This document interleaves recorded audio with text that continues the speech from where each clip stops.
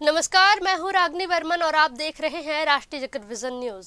महिलाओं पर आपत्तिजनक टिप्पणी के मामले में प्रसिद्ध कथावाचक अनिरुद्धाचार्य की मुश्किलें बढ़ गई हैं।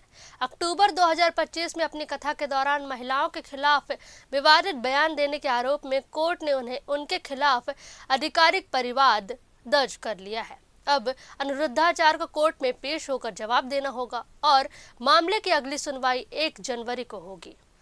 दरअसल उन्होंने कथा में कहा था कि आजकल बेटियों की शादियां 25 साल की उम्र में होती हैं, जिससे पहले वे कई लड़कों के साथ दोस्ती कर चुकी होती हैं और कई जगह मुंह मार चुकी होती हैं। इसको लेकर अब उद्धव ठाकरे गुट की सांसद प्रियंका चतुर्वेदी की प्रक्रिया सामने आई है। शिवसेना यूबीटी की सांसद प्रियंका चतुर्वेदी ने कोर्ट के फैसले का स्वागत करते हुए कहा है कि एक गुरु के गलत बयानों से समाज करप्ट होता है और बड़ी फॉलोइंग वाले व्यक्ति को ऐसी जिम्मेदारी निभानी चाहिए। कांग्रेस सांसद रंजीत रंजन ने भी तीखी प्रतिक्रिया दी है। उन्होंने अपील की है कि लोग ऐसे बाबाओं के पास जाना बंद करें, क्योंकि इनकी जगह जेल में होनी चाहिए। रंजीत रंजन ने सवाल उठाया कि ऐसे बाबाओं को लोग मुंह क्यों लगाते हैं, उनकी दुकान बंद करिए, ये खुद टेप लगा लेंगे।